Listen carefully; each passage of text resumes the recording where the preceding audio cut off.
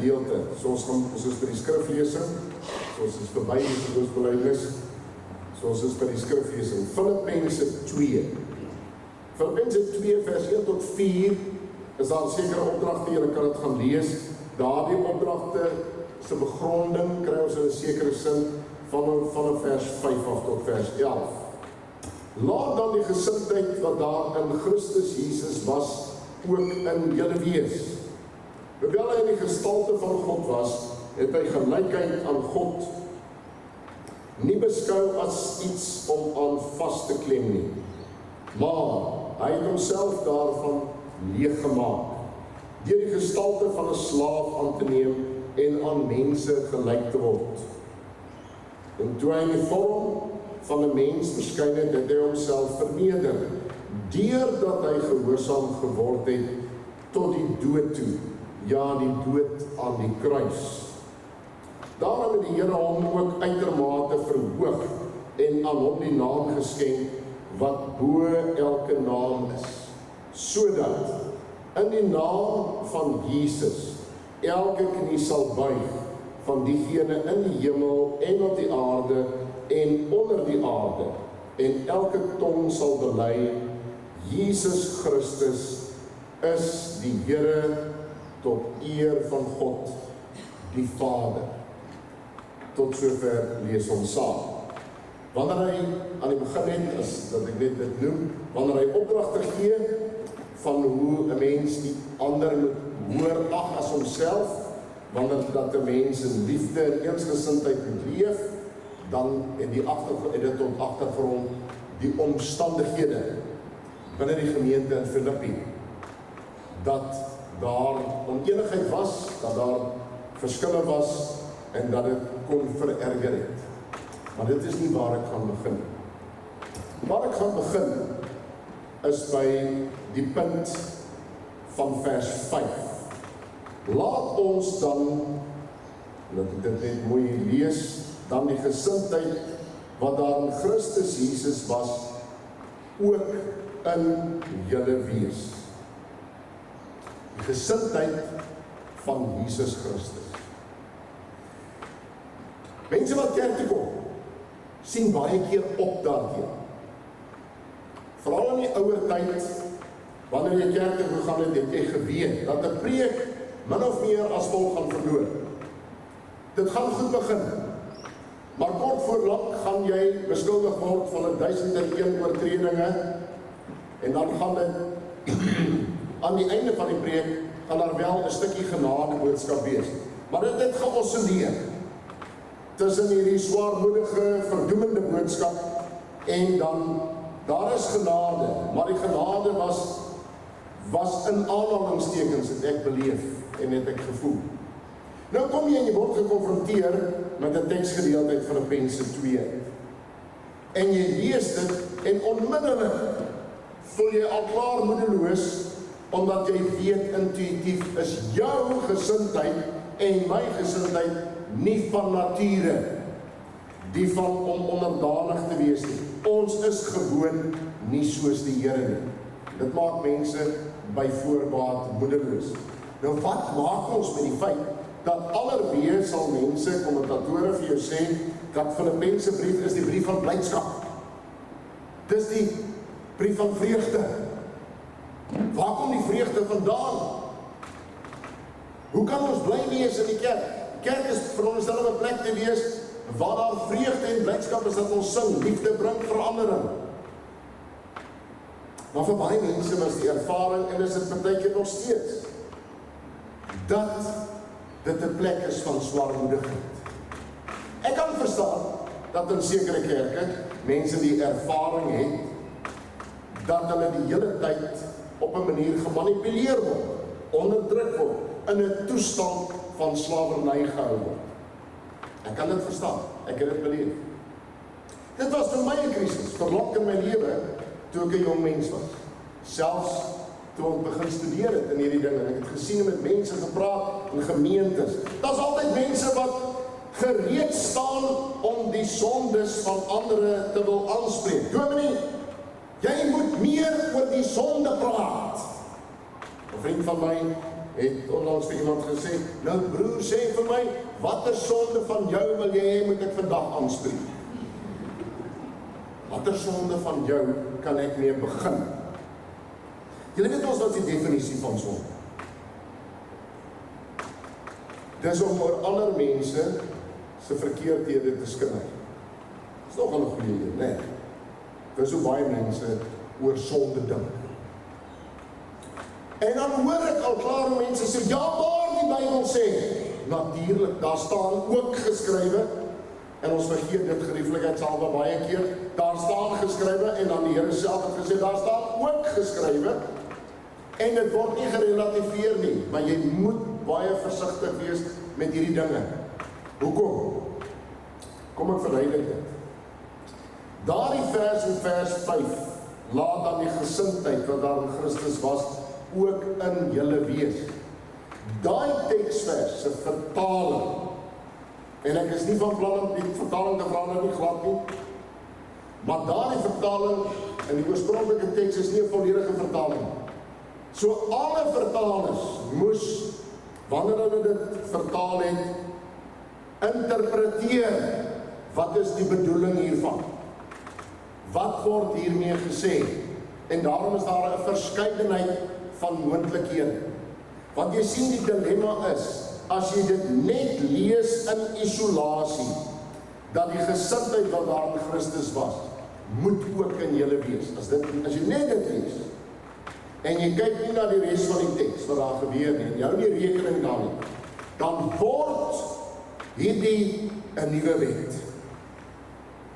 Dan is dit, dan sê ons vir mekaar, maar ek word nie gered deur die wet en die onderhouding van die wet nie, maar daar's 'n nuwe wet.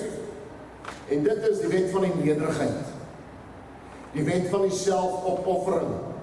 En as jy dit doen, by implikasie begin dit pos te vat by mense, as ek nederig is, dan is daar 'n roete, en dan is daar seën vir my.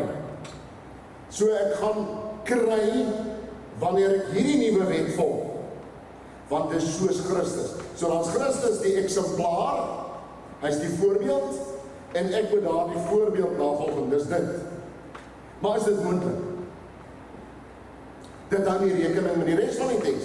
Aan die einde van daardie teks staan daar, en elke tong sal bely wat? Dat Jesus Christus is die Heer. Dis die belydenis wat die vroeë kerk verstaan het. Hy is Here oor alles en almal. Al die magte is ondergeskik aan hom. Al die kragte is ondergeskik aan hom. Hy alleen is die Heer. So alles wat ons dink en doen, moet ons bedink deur hom. So nou kan ons teruggaan en sê, wat het Christus gedoen en wat het hy van ons kom vra om te doen en hoe moet ons dan oor daardie gedeelte dink? Sonder dat dit verval in net 'n nuwe opdrag. Ek moet op 'n sekere manier leef wat ek al probeer het, wat ek nie reg kry en waarvoor ek nie lus het nie. En mense is gewoon net nie altyd eerlik daaroor. Kom ons verduidelik dit. Vanuit die teks dat die Here Jesus Christus, en is die wonderlike dat hy die goddelike bestaan, uit die goddelike bestaan het hy 'n wilsbesluit. Dis 'n goddelike wilsbesluit dat hy na die wêreld gekom het.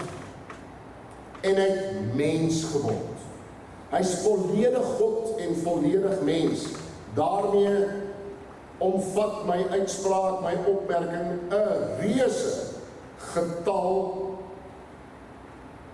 beklei verskil oor dekades en selfs eeue in die kerkgeskiedenis.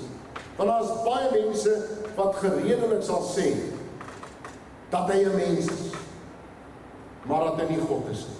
Dat hy net gelyk het soos God. Hy het maar net die gestalte gehad op 'n manier, maar hy was nie God. Of daar is ander wat sal sê, hy is volledig God gewees, maar hy het net die gestalte van 'n mens gehad. Dit is nou baie elementêr gestel op 'n baie moeiliker onderwerp. Maar wat vir ons van belang is om te aanvaar dat die teks gewoon sê, hy was in 'n posisie van heerlikheid. En daardie heerlikheid, daardie posisie van heerlikheid waarin hy was, het hy 'n keuse gemaak om na 'n posisie van vernedering te kom. Dis hoekom dit die klassieke teks is, wat ons in hierdie tyd van die jaar, aan die einde van die lydingstyd, met die groot lydingsbeer, dink ons aan die een wat in die gestalte, die morfe van God was, het sy bestaan nie beskou as iets waarna hy moes vasklou, maar hy het homself verneder deur die gestalte van 'n slaaf aan te neem en aan mense gelyk te word. As jy twyfel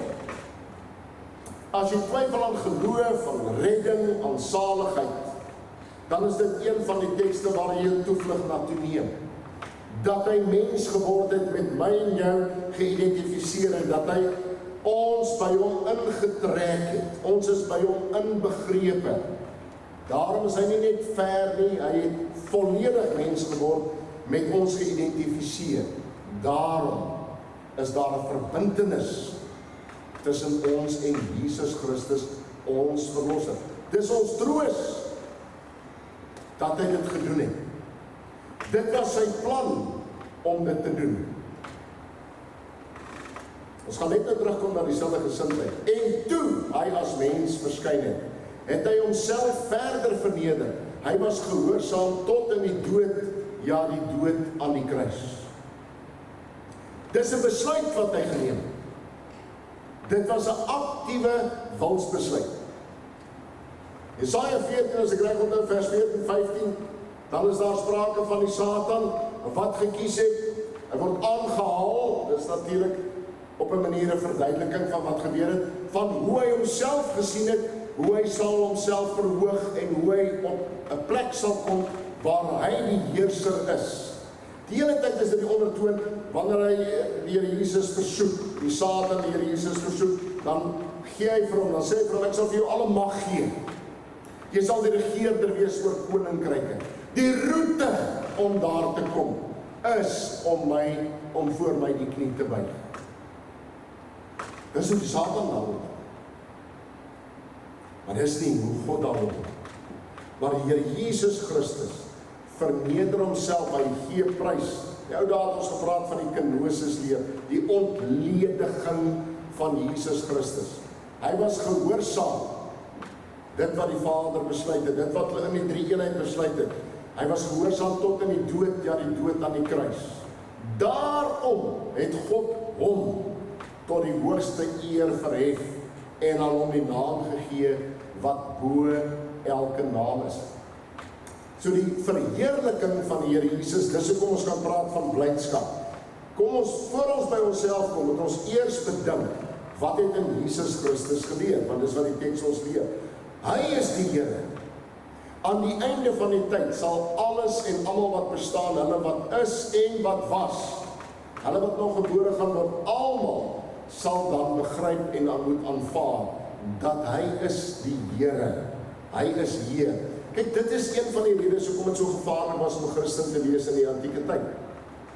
Want om te sê hy is die Heer, het jy direk ingegaan, diametraal ingegaan, teen om te sê, Caesar is the Lord.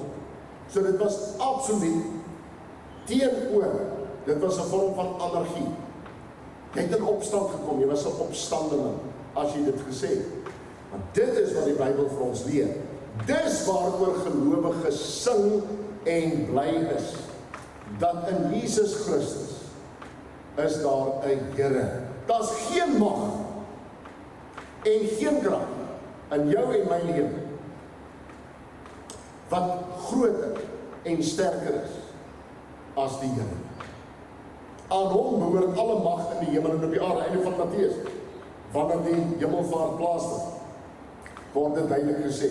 Dit is 'n tragedie dat baie keer, dat ons baie keer, soos in 'n tydsgebruik soos hierdie, verlam raak van vrees, asof die wêreldkragte en magte die laaste sê.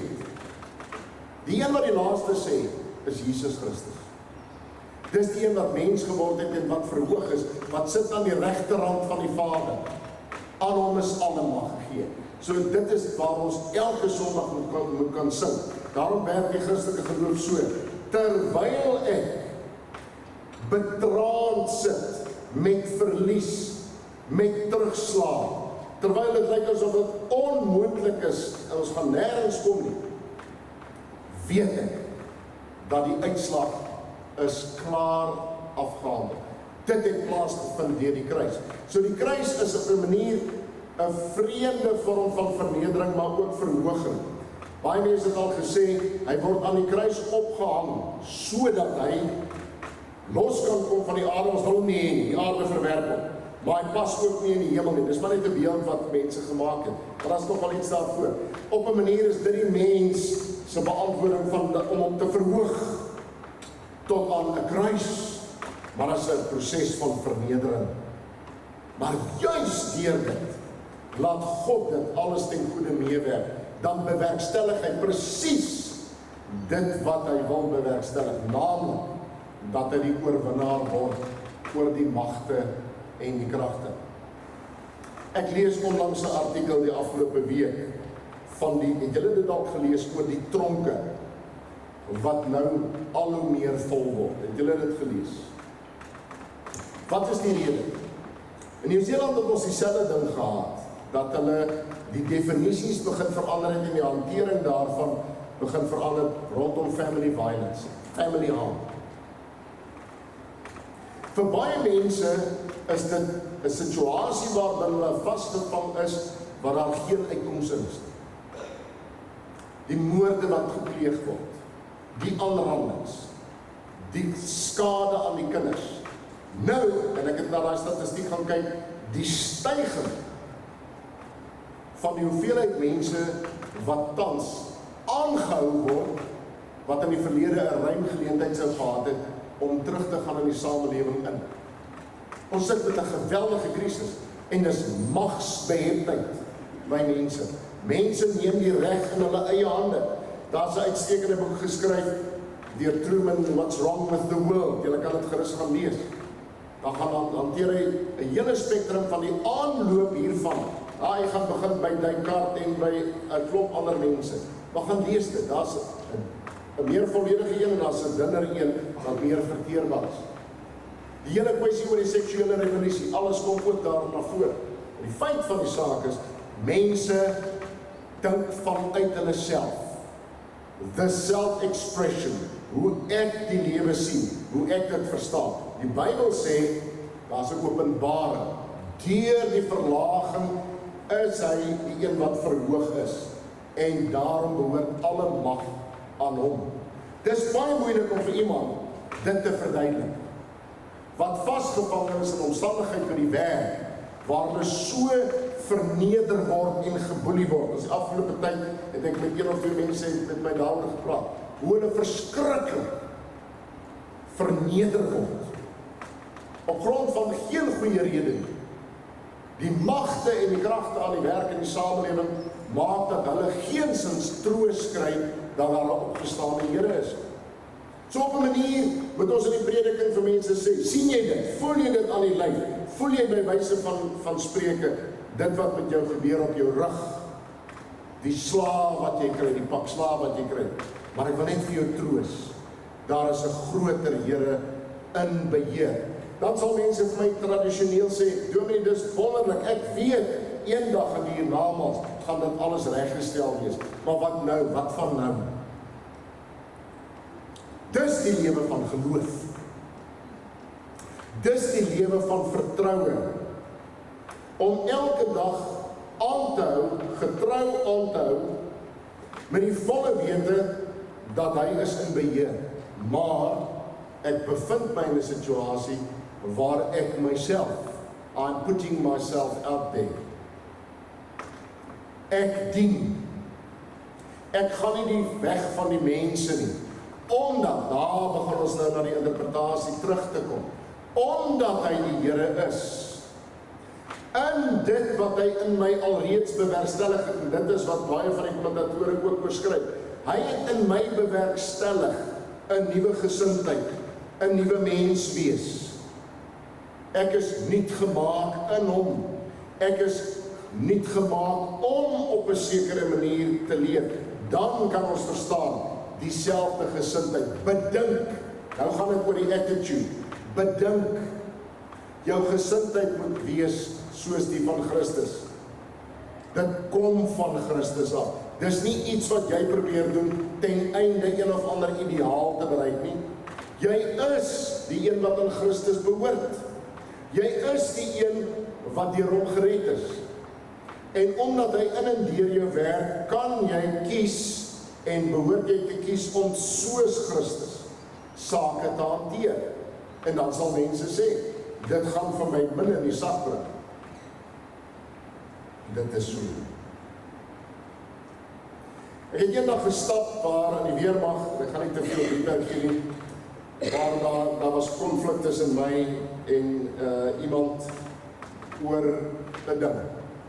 En toe sê ek vir die persoon, en dit was toevallig 'n vrou gewees, ek het fantastiese vrouoffisiere geken, maar ek het ook 'n paar geken wat nie so goed was. En toe verduidelik ek vir haar hoekom ek dit doen, hoekom ek kies om op hierdie manier dit te hanteer. Nie omdat ek wil nie, want ek sou baie graag wou op 'n wêreldse manier reageer, baie graag. En ek sal nooit vergeet, sy het so gestop, sy het na my toe gedraai, en sy het vir my gesê, jy is die grootste idealis wat ek ken. Wat sy het vir my gesê, you're living in a fool's paradise. You're gonna go nowhere slowly with that.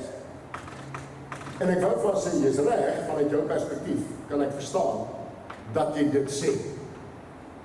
Maar dit is 'n besluit wat ek neem. Maar dit is 'n besluit wat vir my geneem was aan die kruis en in die opstanding.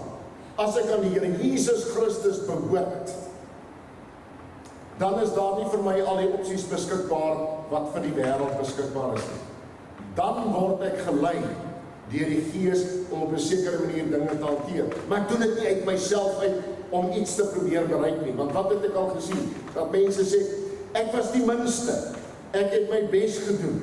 Ek het gedien. En wat het ek daarvoor gekry? Het jy dit gedoen omdat Christus die Here is en jy aan hom behoort en hy jou Here is? Of het jy dit gedoen omdat jy iets wou verkry het? Een van die kommentatore het nogal mooi gesê, hy het gesê, dat is 'n fyn lyn om soos 'n Christen te leef is soos 'n kind teenoor 'n vader, waar die vader voorsien en die kind leef in hierdie huishouding volgens die wyse en die maniere van die vader. Maar as jy nie oppas nie, dan verander dit baie vinnig, dat dit word van 'n heer na 'n slaaf. Dan is daar 'n ander transaksie ter sprake, waar die slaaf doen iets om iets te kry. Ons doen dit omdat die Here dit van ons vra, omdat hy is die een wat die opgestane en verhoogde Here is. Daarom sing ons eerste aan hom die lof van die eer in hierdie week. Daarom dank ons hom dat hy die een is wat gekom het. En ek gaan stadig aan afsluit. In die volgende gedeelte gaan dit oor die ligdraers in die wêreld, wat ons nie gelees het nie. Maar hierdie teksgedeelte wat na vore kom is, julle onthou daar die woord wat ek genoem het die morfé, die vorm van God, wat hy prys gegee het, deur die gestalte van 'n mens, 'n slaaf aan te neem, deur aan 'n kruis te sterf. Sodat die glorie van God op 'n manier na vore kan kom, want daar sien ons aan die einde, word hy verhoog tot die hoogste hemel, hy kry hierdie posisie, waar hy was, hy word herstel. Hy word herstel. Dis hoekom mense gesê het, dis die groot, wat lyk so, die groot parabool. Dis hoe dit lyk, as jy die teks kyk. So dan, as jy gaan kyk na sy heerlikheid, in die Ou Testament, wanneer die heerlikheid, die doxa van God in die Nuwe Testament, waar doxologie vandaan kom, wat ons mee besig is in die kerk, wanneer ons om die lofprysing gee. In die Ou Testament het hulle 'n ander konsep gehad, en dit was die konsep van God se heerlikheid is sy Shekinah. Sy heerlikheid, sy heilige teenwoordigheid, wat teenwoordig was, hoe dit gelyk, die Shekinah, dit was verblindende lig, verblindende helder lig. Daarom wanneer Moses in God se teenwoordigheid is, dan is daar in 'n sekere sin 'n afsmeersel, 'n afskynsel van God se heiligheid, wat maak dat as die ander mense na hom kyk, dan is dit te veel. Dit is te helder om te sien, om te aanskou, dan bedek hy sy gesig. Dit is God se heerlikheid. Jesus Christus, waarom sing ons hom die lof en die eer? Want hy is die een, die verhoogde Here. Maar sien dit ook in terme van die Ou Testamentiese konteks, dat hy is die verblindende lig vir die wêreld. Hy is die lig wat in die duisternis skyn. Hy is die lig wat maak dat mense weer die lig sien. Hy is op 'n manier die een wat die nuwe dag breek in jou donker lewe. Want hy is die opgestane Here. Daarom sing ons, U is Heer, U regeer, U is koning, U regeer. Die gestalte is die van God, maar U het ons ingetrek daarin. Daarom maak hy nou vir ons, en hy sê, ligdraers vir die wêreld. Dis die teken laks, mandi. Die lig wat ons uitstraal in die wêreld, is wanneer ons leef soos Jesus Christus. Nie vanuit my eie krag en toedoen nie, maar van dit, omdat hy my ingetrek het by hom, vir jou, vir ons as gemeente. Ons deel in daardie heerlikheid. Maar dit kom na vore, soos wat dit by hom na vore gekom het, in 'n sekere tipe van handeling, van nederigheid, van liefdevolle eensgesindheid, van om dit op sy manier en op sy styl te doen, nie die wêreldse manier. Waar is die beste voorbeeld? Wanneer Petrus van Malchus se oor afkap, né? Dis my altyd die fascinerende gedeelte. Dan sit die Here die oor terug. Het hulle nie toe besef waartoe hy in staat is nie? Ek sou kon dink dat hulle sou weggehardloop het toe hulle dit gesien het. Want as hy dit kan doen, wie is ons? Maar hy wys vir Petrus, that's not the way. Dis nie die manier nie. Dis die wêreldse manier. Dis die tronk volmaak manier. Maar dit is nie die manier van Jesus Christus nie. Sy manier moet in julle wees. En as jy dan agterkom, dat jy dit nie het, of dat daar 'n gebrekkige gesindheid is, en toewyding is, wat doen ons? Probeer harder? Nee.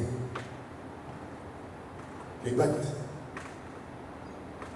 Jy vra. Jy groei in die geloof.